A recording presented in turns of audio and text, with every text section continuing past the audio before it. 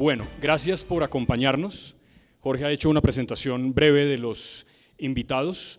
Ulrika viene desde Suecia, es profesora, es editora, escritora y tiene pues mucha experiencia en el periodismo europeo, lo que me parece que nos da una mirada alternativa por lo menos o distinta al periodismo que ejercemos en América Latina, a veces tan distinto en tantas cosas. Daniel Aguilar es profesor, lo conocen muchos de ustedes, del externado, y el profesor Jorge Iván Bonilla también es profesor de periodismo de EAFIT y es una persona además que ha escrito mucho sobre cómo los medios de comunicación en Colombia cubren los procesos de paz o los conflictos o el conflicto. Quería empezar preguntándoles a cada uno de los panelistas de hoy sobre esa palabra tan mencionada últimamente de la posverdad. No sé si saben ustedes que el diccionario Oxford la denominó el 2016 como la palabra del año. Y entre otras cosas daba la explicación del Brexit. Todavía para ese momento no habían pasado las elecciones en Francia, cuyo capítulo de pesadilla no ha terminado, pero podría terminar pronto. Y lo mismo pasó en las elecciones en Estados Unidos con la victoria de Donald Trump. Lo mismo podría decirse, me parece, de la campaña por el plebiscito en Colombia. Y desde entonces en los medios uno encuentra recurrentes afirmaciones sobre la posverdad y análisis y artículos sobre la posverdad, la tal posverdad. Quería preguntarles a ellos, empezando tal vez por Ulrika, si ella está de acuerdo con el término, o más que de acuerdo, si le parece que es apropiado ese término de la posverdad para hablar de lo que algunos simplemente denominan como mentiras. Yeah, I think it's very adequate, and I think that we're living in an age of post-journalism and post-truth. Post, you could also say pre, because I think in some ways journalism in the Western world is turning back to what it used to be in the 19th century, or perhaps even the 18th century. So it's journalism, newspapers are suffering huge economic crisis in Europe and in the United States. Lots of journalists are unemployed, and because of this crisis, I think other sectors such as PR, for instance, and sectors like political parties and NGOs, they have taken the place of the traditional or the established media, and they are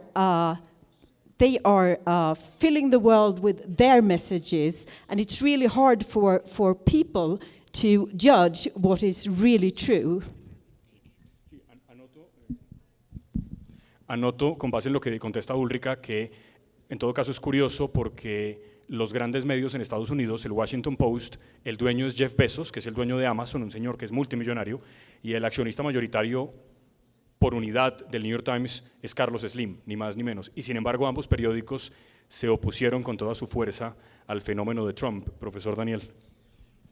Sí, la primera vez que yo oí el término posverdad fue hace unos 3 o 4 años, cuando me encontré por cosas de la vida con un libro que había escrito Ralph Case, que se llama Post-Truth Era, en el cual habla, digamos, la emergencia de esos discursos mediáticos que se presentan como verdad y que yo personalmente considero que es un eufemismo para presentar información falsa, desinformar, para desviar la atención, y que considero que ha alcanzado como su punto más visible, su punto más álgido ahora con digamos, las situaciones que mencionabas ahorita, el Brexit, la llegada de Trump, el no en el caso del plebiscito de Colombia. Pienso que hay una serie de fenómenos que de alguna manera potencian la emergencia de esto que llamamos posverdad, o que en Estados Unidos se le llama también los alternative facts, que digamos la forma como lo mencionan durante la campaña, el ascenso de Donald Trump al poder, y es la participación o el uso de los medios sociales por parte de las personas. Yo creo que ese es un punto que eventualmente va a aparecer acá y que considero que es importante porque es el que potencializa la difusión de esa información que sería post-cierta. Cierto. Profesor Bonilla. Bueno, yo quisiera ir un poquito como a lo que hay debajo del iceberg, de la punta del iceberg que se puede ver cuando hablamos de posverdad. Uno diría que asistimos a una crisis del consenso de lo que tradicionalmente considerábamos y podíamos estar seguros de lo que más o menos era la verdad, de dónde poderla encontrar y mediante qué procedimientos hacerlo. Y esa crisis del consenso, a mi modo de ver, tiene que ver con varios factores. En este momento solamente hablaría de algunos de ellos, y el primer factor del cual yo hablaría es que hay un retorno de lo reprimido. Es decir, esta es una frase de Stuart Hall, y con el retorno de lo reprimido quiero decir un retorno, un revival de varias cosas que la racionalidad moderna había pensado y había considerado, ya había chequeado y ya había logrado superar. Primero, hay un retorno muy fuerte de la ideología. No es porque la ideología se haya ido, sino que hay un retorno muy fuerte de una cada vez más dimensión confrontacional de la ideología, y por ende cada vez más un revival muy fuerte de algo que ha existido en nuestras sociedades, y es la política de la enemistad, ¿cierto? Entonces ese revival de la política de la enemistad, con ese retorno de la ideología, o al menos con una ideología que ya no es únicamente la que pensamos después de la posguerra fría, que era la ideología liberal de los valores, del cosmopolitanismo, de la pluralidad. O sea, ha llegado una ideología confrontacional muy fuerte. El otro retorno que yo vendría viendo en este iceberg sumergido es un retorno a la incertidumbre muy fuerte en las sociedades que vivimos. Es decir, un retorno a la incertidumbre porque cada vez más vivimos en sociedades que están produciendo más ansiedad, más miedos, más inseguridades, y quizás la inseguridad al maleante, la inseguridad a la calle, solamente es lo más visible de otras inseguridades que vivimos cada vez más en estas sociedades que nosotros habitamos. La inseguridad a una vida sin sentido, la inseguridad que genera una vida sin futuro, de una precarización del trabajo. Y ya para dejar la última incertidumbre, el último retorno de lo reprimido es, hay un retorno muy fuerte de las emociones y de los sentimientos, porque esa era otra cosa que la política racional liberal y el racionalismo liberal creía que había chuleado, que había dado por descontado, que la política no es emociones, que la política no es sentimientos, y siempre la política ha sido emociones y sentimientos. Lo que pasa es que ahora ya no nos da vergüenza decir que la política es emociones y sentimientos, y no es únicamente un asunto solamente para la gente del marketing o para los publicistas. Cada vez más hay una densidad cultural muy fuerte en lo que se está jugando en términos de emociones y sentimientos para estas sociedades de malestar en las que nosotros estamos viviendo. Entonces creo que ese retorno a lo reprimido ayuda un poco a darle complejidad a esta cosa que nosotros llamamos posverdad. Sí. El profesor Bonilla menciona, y Daniel lo mencionaba también, lo que pasó en Estados Unidos con los famosos hechos alternativos. El contexto de eso es un contexto más o menos simple, y es que Trump, en su inmensa vanidad, terminó peleando en medios con los seguidores de Obama porque él decía que en su posesión había más gente viéndolo posesionarse como presidente del país más importante del mundo que en la posesión de Obama. Eso claramente era mentira, porque las cifras así lo demostraban, y las cifras parecerían ser incontrovertibles porque 2 más 2 es 4 y no 5, hasta que llegó una señora del entorno de Trump a decir que esos eran hechos alternativos. Y en parte eso tiene que ver con lo que mencionaba el profesor Bonilla en su último retorno. Ulrika, pareciera que lo que está pasando ahora, pero que me parece que también ha pasado antes, solo que ahora hay redes sociales, es que los hechos están siendo reemplazados por las creencias. Lo que es lo que yo creo, no lo que está pasando. ¿Está de acuerdo con eso, con esa premisa? Perdón.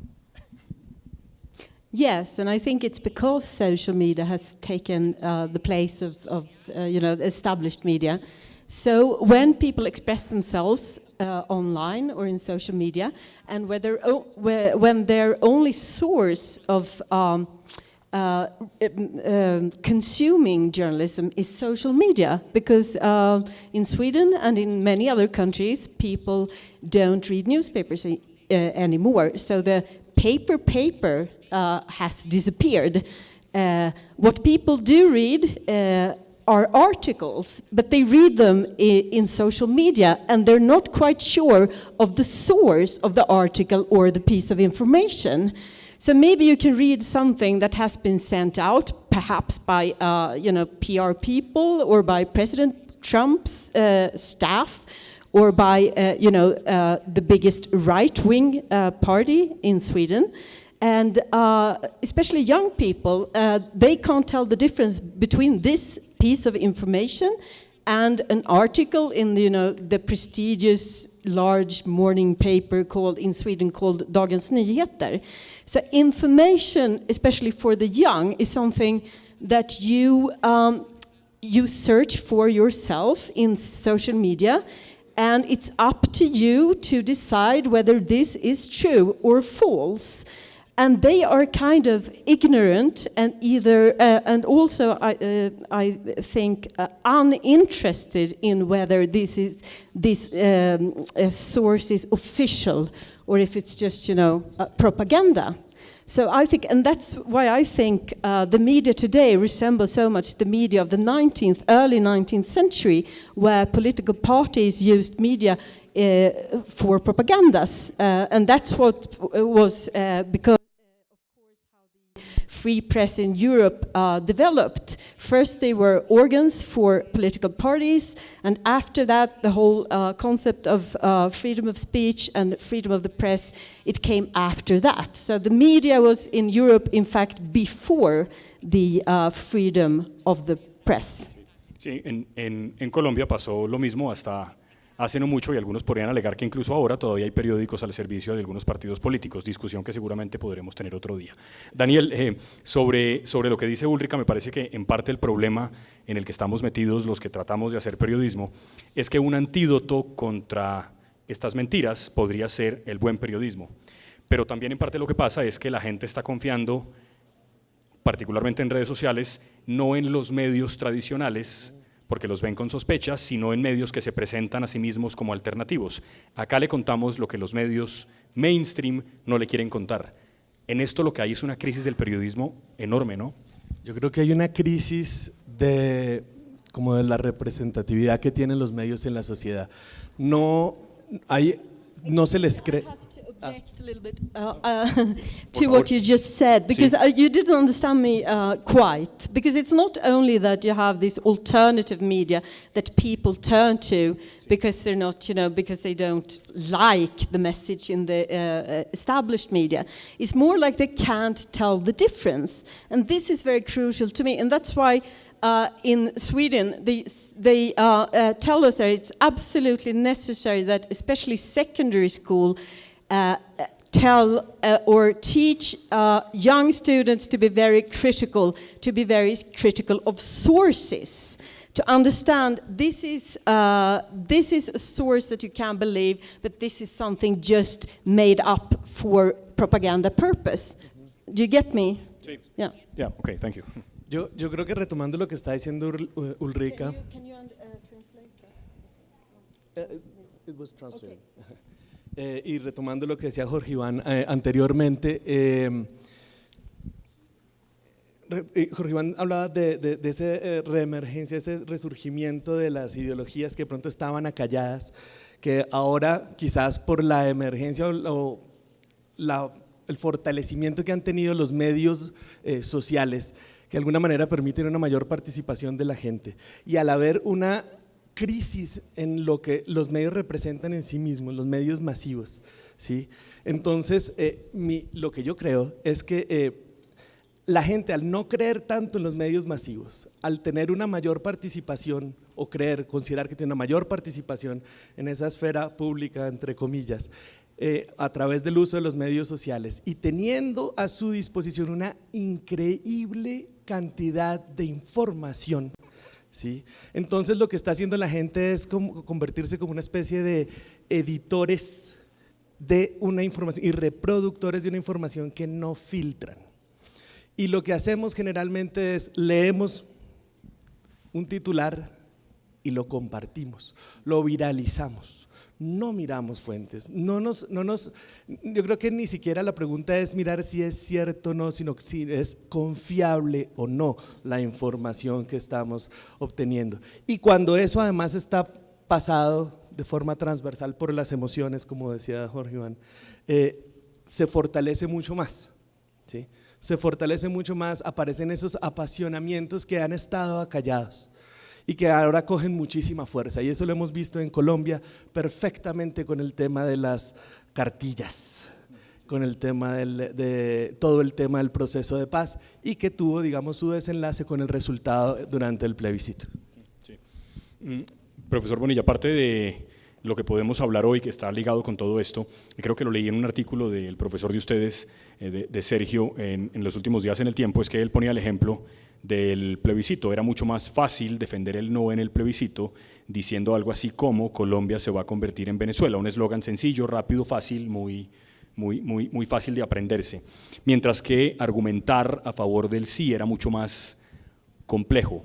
¿A eso se refería cuando decía usted, profesor, que hay una especie de retorno en el discurso político y en los medios de, digamos, el eslogan como de marketing, que eso es mucho más efectivo en las emociones que sentarse a argumentar?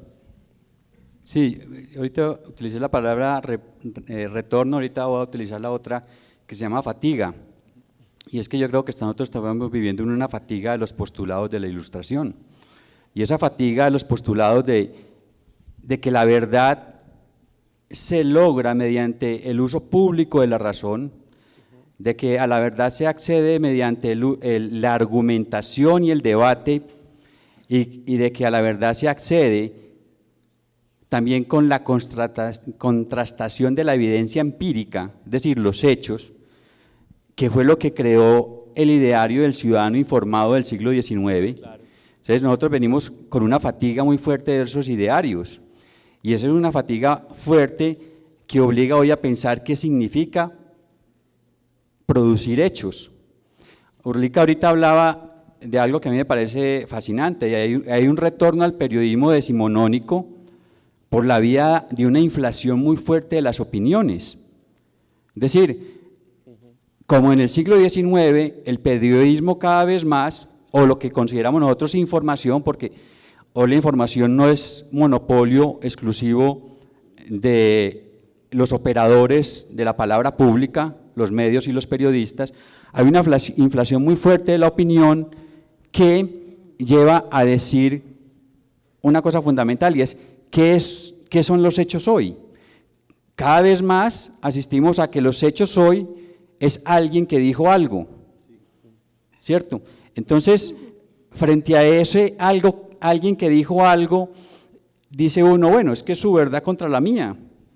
Entonces, pensar, ahora yo a esto le veo una cosa positiva, y es que el vecindario se está llenando de muchas voces.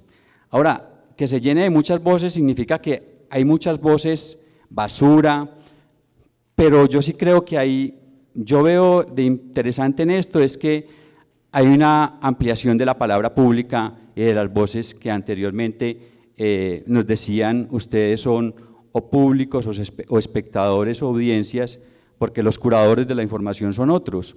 Yo creo que ahí hay mucho de amenaza, pero también hay mucho de posibilidad. Ahí dejaría yo como este apartado. Ulrika, a mí me llama la atención y quería volver un poco sobre esa idea de no distinguir las audiencias jóvenes o los lectores jóvenes de artículos y no de prensa impresa, por ejemplo, que es un fenómeno que en Colombia la prensa impresa existe todavía, cada vez con menos ejemplares, pero existe, y la gente lee también artículos por internet. Muchos de ustedes seguramente se informan a través de lo que Facebook les manda por los logaritmos que tiene y demás, pero parte de lo que quería detenerme es en eso de educar un poco a la gente para que aprenda a distinguir esas diferencias. ¿Eso cómo se hace? Me parece muy complejo, porque salvo que uno identifique algún gran medio como un medio que le genera credibilidad, uno cómo distingue o cómo le cuenta a la gente que tal vez la cadena de WhatsApp no tiene mucho valor.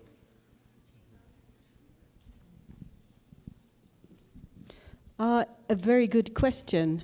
I think Sweden is very different to Colombia in the sense that it's a very digitalized country.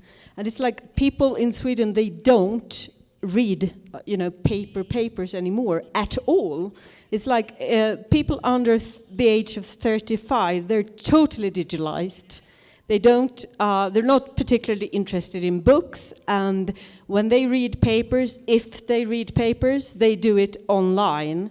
But they're mainly interested in like computer games and social media in other aspects. And I think this is like a huge threat to democracy. And I think that Sweden, that has been like a democratic forerunner for very many years, may suffer from something quite different when a whole generation, or maybe several generations, grow up without, having the ability to distinguish between fake news and, propaganda and,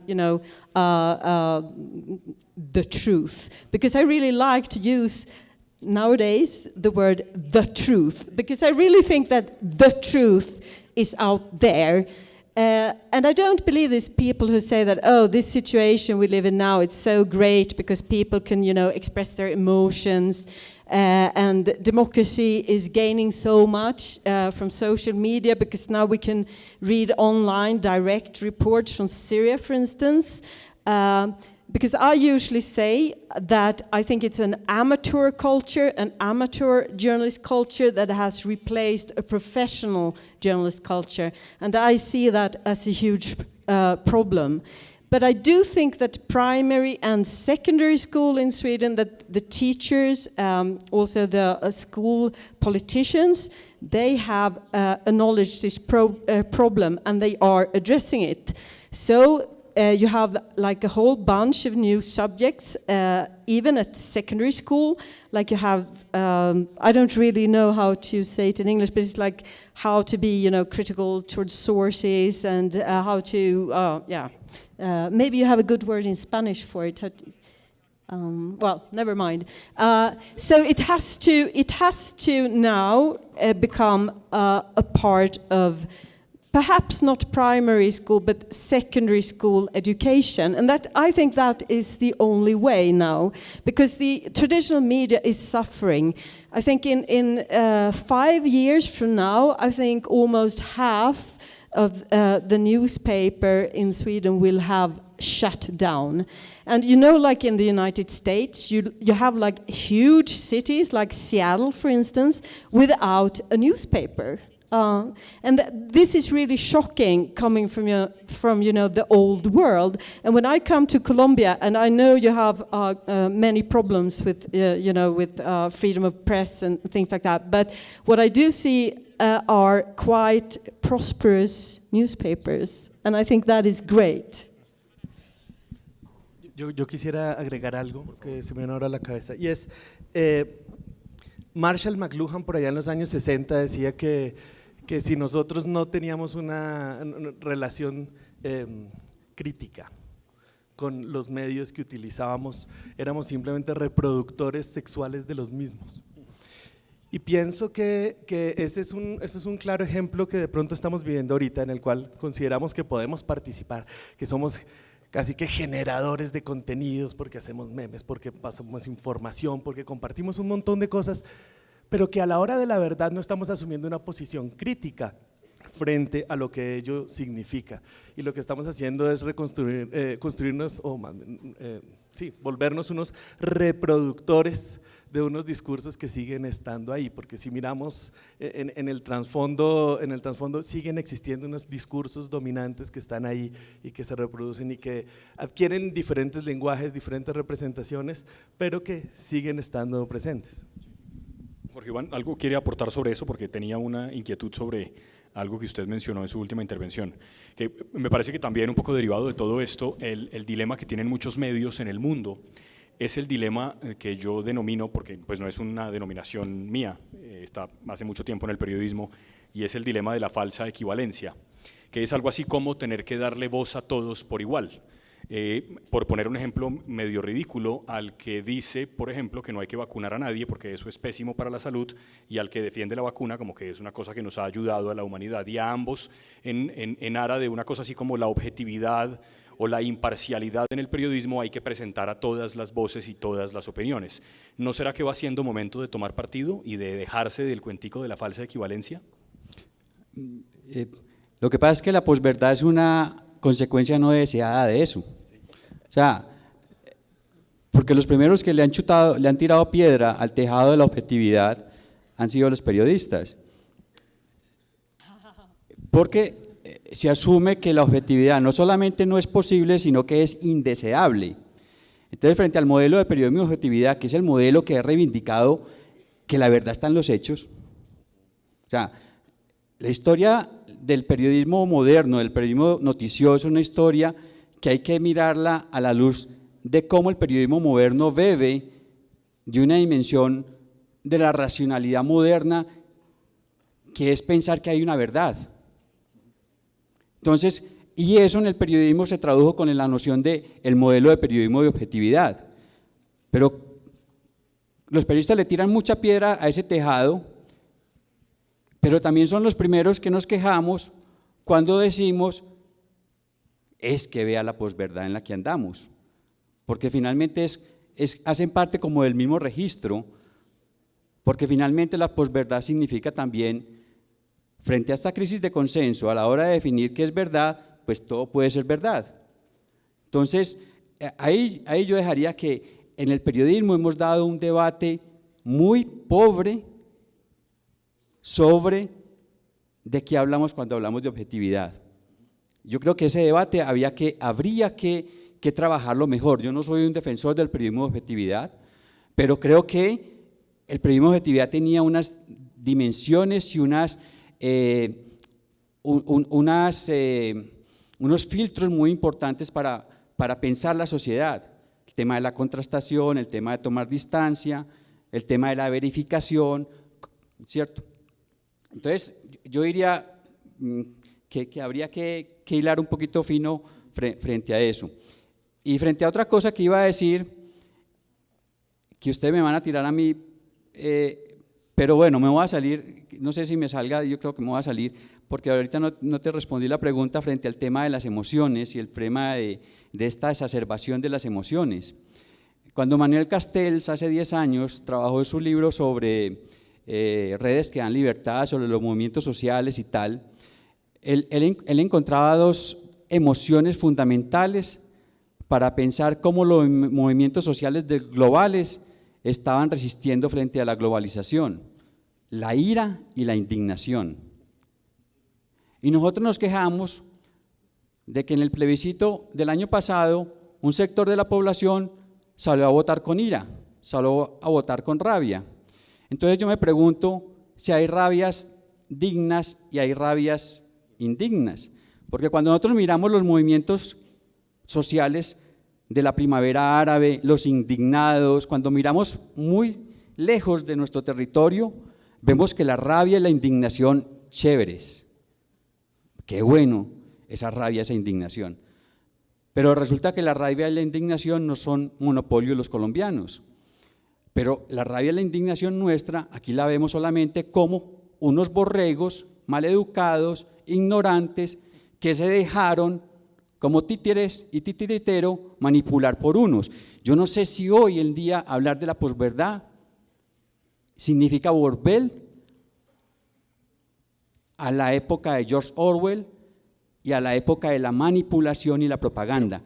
Yo no sé, yo creo que hay algo más complejo. Pero, es decir, entiendo un poco en la última parte de su respuesta, profesor, que de alguna manera hay una especie como de exceso de, más que confianza, de vanidad del liberalismo, algo así como usted, el ignorante, el redneck que votó por ese señor, que es decir, un poco como decir, usted no puede pensar eso ni estar indignado por eso porque lo convierte inmediatamente en un bruto.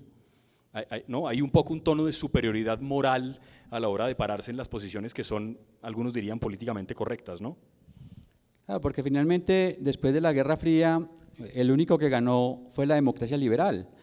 Y nosotros veníamos de unas sociedades en las cuales la democracia liberal permitió, a pesar de que le dio al capital financiero, señores, hagan ustedes la economía, la democracia liberal logró democratizar muchas de las zonas de vida en relación con el cuerpo, con las identidades, en relación con la lucha de las mujeres, de la población gay, etcétera, etcétera, etcétera.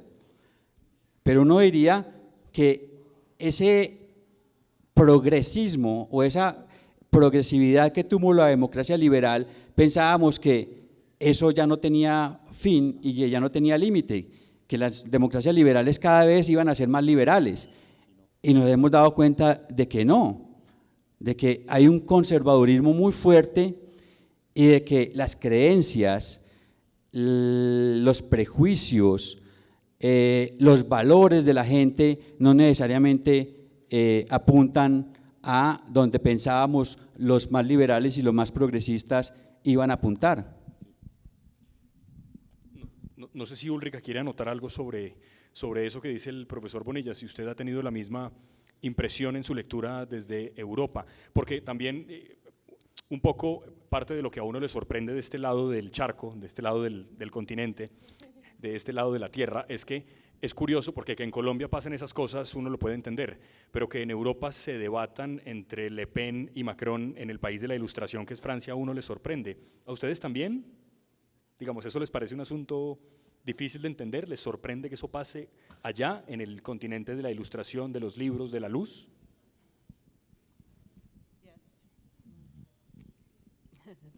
Yes, I am quite surprised, but I think that the professor is right. I think that in most of the world at this very moment, I think conservative movements are gaining ground. And I was in Beijing 2 weeks ago, and it was, of course, very difficult to talk to people. I met Mu Yan, the Nobel Prize winner, and also other very prestigious and famous Chinese authors. But I couldn't, of course, because China is not a democracy, and it was very difficult to ask those writers, real questions and get real answers out of them. But what we find, we met one dissident called Murong that is quite famous, and he was able to tell us that is actually that China at this very moment is undergoing a similar sort of conservative transformation. And I think it's very interesting because we see this in Europe, in Russia, and in the United States, in Japan perhaps, and maybe even in South Korea, I don't know, but it's happening all over the globe. And this really scares me because it's like the whole era of enlightenment is over. And it's kind of, there lies some very heavy symbolism in the fact that that country where the Enlightenment started, France, is now like torn apart by people who believe in fake news, for instance, or very torn apart by not so very democratic parties. ¿No será, Daniel, que una posible manera de combatir, porque lo que dice el profesor Bonilla del debate de la objetividad, a mí me pasa lo mismo, yo no creo que eso exista en el periodismo, pero porque creo que es humanamente imposible, digamos, ¿no? Porque creo que es una imposibilidad biológica prácticamente, porque también somos en buena medida emoción, es imposible encarar una entrevista sin tener de entrada ya un prejuicio. Uno puede tratar de ser imparcial, pero ser objetivo me parece mucho más complejo, pero digamos, es un buen punto en que uno podría volver sobre eso. Tal vez una manera, Daniel, de resolverlo, en Estados Unidos al menos, es que los medios de comunicación han decidido escribir en sus editoriales, pero incluso en sus páginas de contenido, han decidido llamar a los políticos mentirosos de frente. Digo, eso antes no ocurría, había como un cierto respeto entre la diferencia entre la página de opinión y el editorial, la posición editorial del periódico, y lo que se escribía en las páginas de su contenido. Pero ahora ya esa diferencia parecería no existir más. Es como que ya los periódicos están asumiendo la posición de decir, nosotros acá les vamos a señalar quién es el mentiroso, quién está mintiéndole y le está engañando. ¿Esa puede ser una salida? Yo creo que el escenario norteamericano particularmente es interesante en ese sentido porque además es que el gobierno Trump decidió irse contra los medios. Contra los medios directamente, o sea, escogió un mal enemigo. ¿Sí? Y eso le permite también inmediatamente como que autoriza a los medios, o legitima al asumir una posición crítica de frente y decirle mentiroso. Sí. como en efecto lo han hecho. Me preocupa un poco, digamos, en otros escenarios, porque como el escenario colombiano… ¿El periódico de Medellín? El periódico, no, el periódico de Medellín, no, la prensa colombiana. ¿Sí? En donde la prensa, entender los periódicos, los noticieros, la radio, los medios de comunicación como finalmente medios de producción que pertenecen a alguien, que responden a unos intereses económicos y también responden a unas agendas políticas de esos medios, pues hace que ese elemento de la independencia sea muy difícil como para que un medio pueda llegar y decirle mentiroso a un gobierno.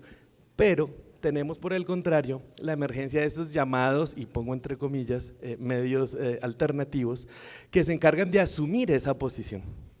Y tenemos experiencias muy interesantes aquí en Colombia, como seguramente lo conocerán los presentes aquí en el auditorio, en donde medios se encargan, por ejemplo, de hacer fact-checking, de mirar cuáles son los hechos que realmente sustentan o no una información, o mirar… La silla vacía tiene un detector de mentiras. El detector de mentiras que me parece que es una cosa interesante, pero que también creo que corresponde a su situación como de medio independiente y no como los medios masivos que pertenecen a casas editoriales, a grupos económicos que están casados con movimientos, con proyectos políticos que se hacen evidentes en la forma como presentan la información. Pero así como está la silla vacía que presenta su sistema fact-checking, también tenemos otros que se encargan de generar, de construir discursos completamente distintos y que fundamentan su funcionamiento en dicen algo y cuando que no cuenta con un sustento, ¿cierto? Con unas evidencias empíricas, como decía ahorita el profesor Bonilla, pero que a la hora de que haya una réplica por parte del gobierno o por parte de los grupos que estén ideológicamente opuestos, ya estos medios independientes van 3 o 4 mentiras o informaciones de dudosa calidad pues adelante, lo cual hace muy difícil para estos otros, o sea, para los opositores de estos medios o para el gobierno, lo que sea, estar diciendo, no, mire, es que eso no es así, porque es que ya esta gente va adelante, ¿no? Entonces yo pienso que son como consecuencias perversas, como decía ahorita el profesor, que terminan haciendo evidente este problema. Ulrica, ¿ibas a decir algo? Yeah, about this. Yeah. Sí, por favor. Yeah, well, maybe this is something a little bit on the side, but in Sweden there is a whole new group of reporters that are called viral investigators. And they're like journalists, quite often very young, who are very sort of good at programming, very good digital journalists. And they investigate all those myths that are spreading around the internet. They're trying to figure out the sources of these, pieces of false information. And it's quite fascinating because it's like this new genre in journalism that I think especially young people really like to follow. It's like, you have really strange stories about, I don't know, blue bananas or something, and that young people really believe in them. And then you have these young reporters and they like, oh, this story, it was this guy in Seattle, he came out with this like 10 years ago and now it's spreading all over the globe. And I think sometimes it's silly, but sometimes it's very useful and very good reads too. Interesante. Profesor Bonilla, quería proponerles a los tres una especie de juego, porque vamos a ir concluyendo, un poco cerrando la conversación. Quería proponerles una especie de juego, no sé si juego, pero sí escenario hipotético. Supongan que mañana los invitan a una redacción de un periódico que tiene que enfrentarse al reto de cubrir a un personaje como Trump o como Le Pen. ¿Qué consejo le darían ustedes a esos reporteros? ¿Qué le dirían al reportero que tiene que cubrir política y que tiene que verse ante el dilema de publicar o no la declaración día tras día de ese candidato al que evidentemente no le importan mucho los hechos, sino sus hechos? ¿Qué le dirían ustedes a esa redacción? ¿Cómo afrontarían esa pregunta? Ay, Jorge. No, yo no sé, o sea, posiblemente en un personaje como Trump, hay un escritor y periodista estadounidense, Thomas Frank, que dice que en épocas de guerra cultural la verdad no importa, lo que importa es mostrarse creíble o verosímil. Aquí entre el 2008 y el 2002 y el 2010 tuvimos un personaje que finalmente lo que importaba era mostrarse creíble y verosímil. Y posiblemente las maneras de refutar esa puesta en escena de crear verdades, a veces pensaría que yo le diría a esa sala de redacción: sigamos a Trump, pero sigámoslo a través de fotografías, de imágenes.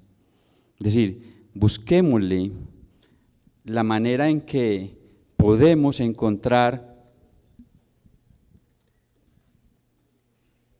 algo distinto de ese personaje en términos de que ya sabemos que con su discurso de las palabras nos está diciendo esto, poco como decía Bertolt Brecht en el comentario que hizo a propósito del ascenso de Arthur Uy, y es que los grandes, claro, él decía los grandes criminales, es decir, frente a los grandes mentirosos, posiblemente nosotros los sacralizamos demasiado y posiblemente hay que verlos como grandes payasos, y quizás verlos como grandes payasos, verlos como grandes mequetrefes, no pasa por el mundo de las palabras. Así a mano alzada, como nos decís, yo diría, trabajemos en imágenes la manera un poco de abordar a este personaje. Solo un paréntesis con eso que dice el profesor Bonilla, muy interesante. El otro día en El País de España, que yo creo que es un gran periódico, aparecía una nota de una periodista que se dedicó a mirar qué fotos había subido Melania Trump, la primera dama, desde antes de que Trump fuera candidato. Digamos, sus redes sociales, ¿qué dicen? El Instagram de Melania Trump, ¿qué nos cuenta?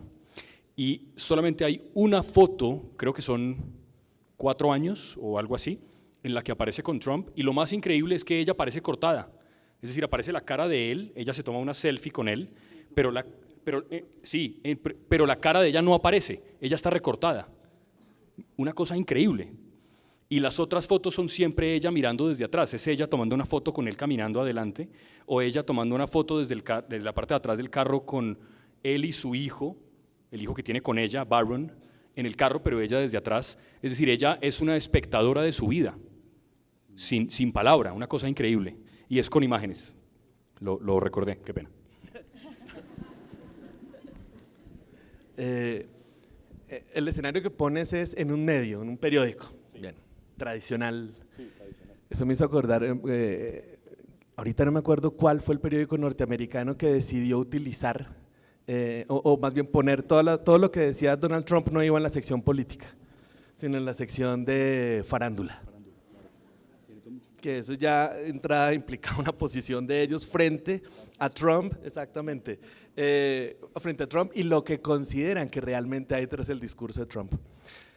En el caso de este periódico, en el caso hipotético, yo creo que no podría quitarme la chaqueta de profesor, y lo que le diría a los periodistas ahí, probablemente sería lo mismo que le diría a mis estudiantes: ¿usted qué es?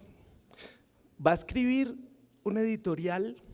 Arguméntelo bien, independientemente de cuál sea su posición. ¿Es un periodista de opinión? Exprese su opinión, cualquiera que sea, pero hágalo con responsabilidad. ¿Es un reportero que va a llevar a cabo la presentación de unos hechos? Hágalo con responsabilidad. Me parece que en ese caso hipotético, por eso te preguntaba si era un medio periódico en su versión más tradicional, es precisamente porque considero que una de las cosas que ha llevado a la generación de esta posverdad también es que algunos periodistas en el ejercicio del oficio están ejerciendo más como relacionistas públicos que como periodistas. y están volviendo los medios de comunicación, pasándolos de información, convirtiéndolos muchas veces en propaganda. Y eso lo vemos en muchos medios, en muchos países, y Colombia no es la excepción. Por el contrario, considero que es uno de los países donde eso se hace más evidente y de forma más rampante. ¿Cuál es el rol del periodista? De hecho, yo creo que esa es una gran pregunta, ¿cuál es el rol del periodismo acá ante todo esto que está sucediendo? Y si el periodista tiene clara su posición de periodista, hágalo como periodista. Si usted está ejerciendo como relacionista público, usted es relacionista público, pero son dos oficios muy respetables, pero que son diferentes. Ese es como lo que yo haría. I totally agree. What I would say to the reporters of the newsroom, perhaps of my former paper, Dagens Nyheter, is don't be so nervous. Don't update every 10 minutes. Don't write about every tweet that comes out of Donald Trump's office, because it makes the whole nation of Sweden jumpy. I have a very good and quite scary example. In one speech, Donald Trump said that Sweden had become a horrible country, a country totally divided between immigrants and other people. He said that there was some kind of civil war between immigrants and Swedes in Sweden. And this whole notion and this image of Sweden spread all over the world, actually. And I was sitting, and he was saying this in a speech and then tweeting, "Oh my God, this horrible thing happened in Sweden last night." And I was like, I was sitting there in Stockholm, and I was like, oh my God, what has happened in Sweden? I live here, but I haven't noticed anything. It's like, oh, there are riots in the streets in Sweden, but I couldn't see anything. And I was like calling my friends and asking, are there riots in the streets of Stockholm? And they said, no, of course, this is just one of his fake news things. But the Swedish media reported on this, and I think too much, and I think also newspapers in other countries and news organizations in other countries reported so much about this that I think still in some parts of Europe, I think people do think that there are riots in Sweden. So don't be nervous, don't overreact, don't write about all these stupid things all the time, because that can cause major trauma. Gracias, Ulrika. Sí. Sobre eso me da la idea para la última pregunta, y luego el público podrá hacer unas pocas preguntas a los tres panelistas.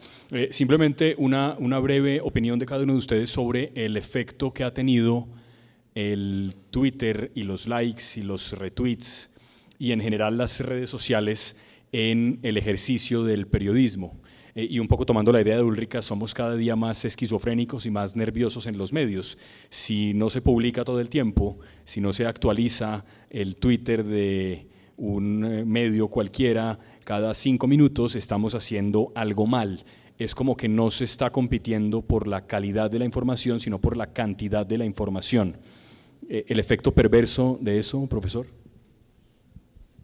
Y es un poco el efecto también, Jorge, de este momento que no empezó hoy, ya lleva varios años, de la personalización de la política y de la mediatización de la política. Y finalmente esto también es una cara de lo que algunos llaman la política del contacto. Es decir, vivimos en una sociedad de la transparencia tan fuerte que ya no queremos mediadores. O sea, el político no quiere mediadores, para eso tiene sus redes sociales donde entra en contacto directamente con el electorado, con la opinión pública, con la sociedad, y esa ausencia de mediadores de alguna manera inhabilita o pospone una mirada más decantada, una mirada más crítica, una mirada más atenta frente a lo que está diciendo, dejando de decir o hacer el político, porque evidentemente frente a esa ruptura de la mediación, donde el político de una vez desde su cuenta de Twitter no requiere al mediador que era anteriormente el político, pues evidentemente está poniendo al periodista en un escenario en el cual dice, bueno, en este momento de la instantaneidad, de una aceleración muy fuerte de las comunicaciones en el mundo en que vivimos, pues evidentemente el asunto de… Ahora, el tema grande es cuánto tiempo tenemos para pensar, ¿cierto? Y cuánto tiempo hay para pensar en el periodismo y en los medios de comunicación, pero yo veo esa relación entre cómo cada vez más lo que en nombre de esta política del contacto, lo que existe es un desplazamiento de los mediadores a la hora de establecer esa relación política entre gobernantes y gobernados. Hace poquito estaba leyendo un libro, La sociedad del cansancio, de Byung-Chul Han, un filósofo coreano, y hay una parte en la que decía que hay un periodo de la historia de la humanidad muy acelerado, ¿no? Y eso lo podemos ver, por ejemplo, con el uso de los medios sociales. Estar sacando información, hay un sobreflujo constante de información, e incluso si uno tiene quietos sus propios medios sociales, o sea, no solamente a nivel de grandes partidos o medios, sino en nuestra vida propia, uno está publicando la foto, haciendo el comentario, los estados que además ahora se pasaron al teléfono, en todos los medios sociales, estar como actualizando constantemente, que hace que sea tan vertiginosa la generación de tanta información que no hay realmente espacio para la contemplación o para algo tan simple como sentarse a pensar. Y pienso que eso es lo que hace falta. Y en esa vertiginosa producción de información, que muchas veces es una información inocua, vacía, ¿cierto? Pero es por poner algo, por decir algo, estamos generando basura. Y digamos que esa es como la preocupación que a mí me surge, ¿no? Es difícil porque todos, y como decía ahorita, no es solamente pensándolo en los medios que están sacando la información, como tú decías ahorita, estar haciendo el update cada 10 minutos, sino nosotros en nuestra vida cotidiana, nosotros como sujetos ya hemos incorporado esa propia dinámica. Entonces es algo difícil, es un reto, pero bueno, si no hubiera retos, ¿qué sería esta vida?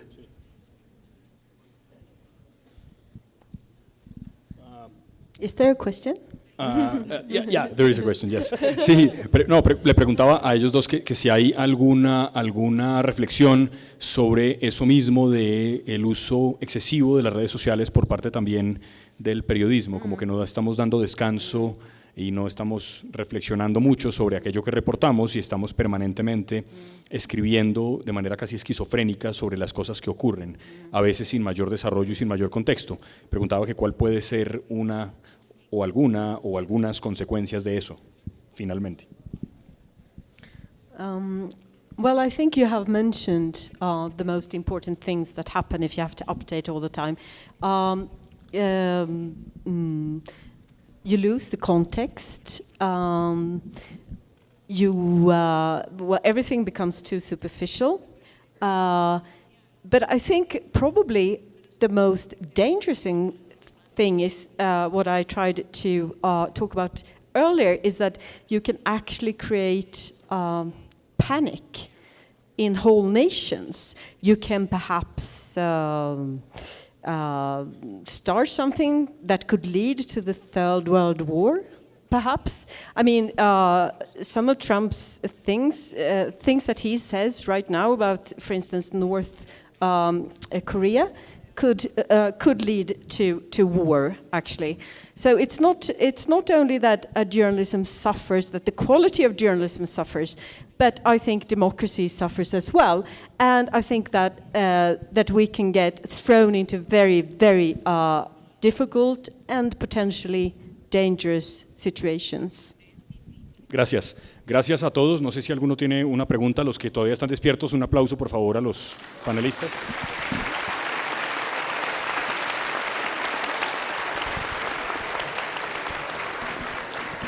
Hola, buenas tardes para los panelistas. Nos pide la organización que se presenten y que saluden a nuestros panelistas en nuestro encuentro internacional de periodismo en el Externado. Una reflexión y una pregunta para Ulrika. La reflexión es, ¿y qué tal, Jorge, profesores y Ulrika, si también hacemos una reflexión desde la forma en la cual nosotros abordamos las informaciones en la redacción. Le estamos pidiendo a nuestros periodistas que nos vendan una nota, que hagan una nota atractiva, que hagan una nota que impacte, que haga una nota que venda. Creo que ahí también nosotros como periodistas y como profesionales en los medios de comunicación tenemos una responsabilidad en cambiar nuestro lenguaje y en cambiar los diversos enfoques con los cuales abordamos las diferentes noticias. Y cuando eso ocurre, yo creo que vamos a estar mucho más cerca de los hechos que de los hechos alternativos o de la posverdad. Y la pregunta es para Ulrika, que me quedé con su reflexión sobre lo que hacen en Suecia con la educación. Le piden a los estudiantes que sean críticos con las noticias, con lo que está sucediendo en sus realidades. ¿Cómo debe ser el modelo educativo para hacer jóvenes ciudadanos críticos con la información y con las realidades?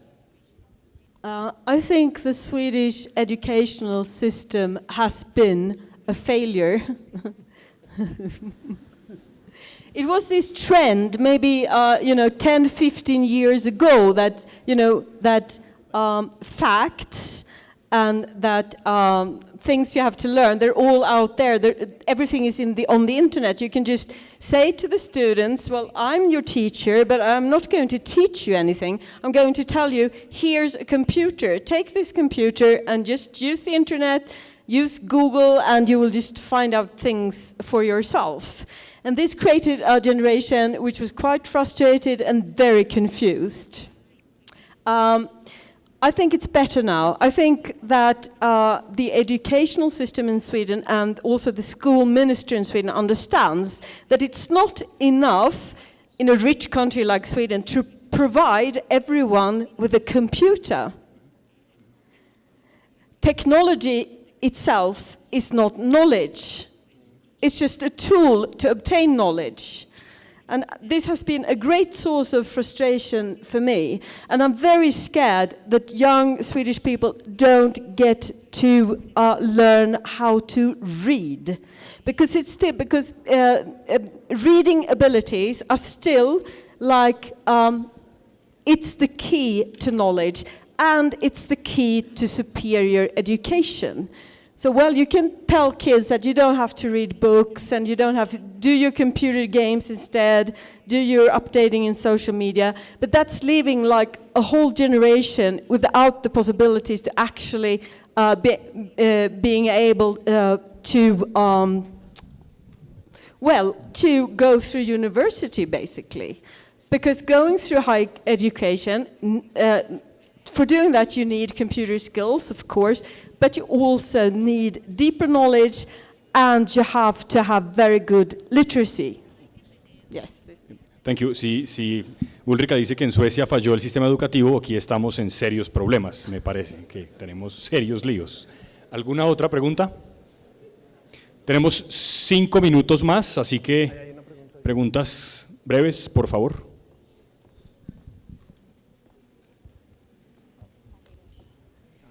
Buenas tardes, mi nombre es Jensi Hernández, soy periodista de la Universidad de La Sabana, del medio En Directo.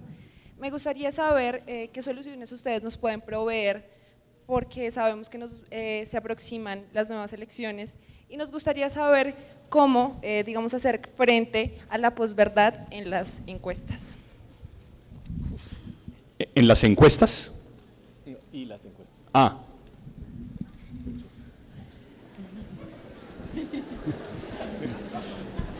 Me parece que nadie quiere responder. No, yo creo que eso, a las 5 hay una charla de encuestas, yo creo que ahí con César Caballero. Pero hay una cosa que yo leí, ya no recuerdo a quién le leí, que decía, es decir, también un poco el aire de los tiempos que estamos viviendo es un desplazamiento de una sociedad basada en hechos a una sociedad basada en datos. Y esa sociedad basada en datos fundamentalmente se centra en la idea de dejar huella. Por eso son tan importantes los algoritmos, los clips, los me gusta, etcétera, etcétera. Y creo que ahí lo que hay que empezar a mirar, por ejemplo, para un país como Colombia, ¿de qué está hecha la rabia, la indignación, el malestar, la apatía de la gente? Yo no creo que está únicamente hecha de mentiras y de manipulación.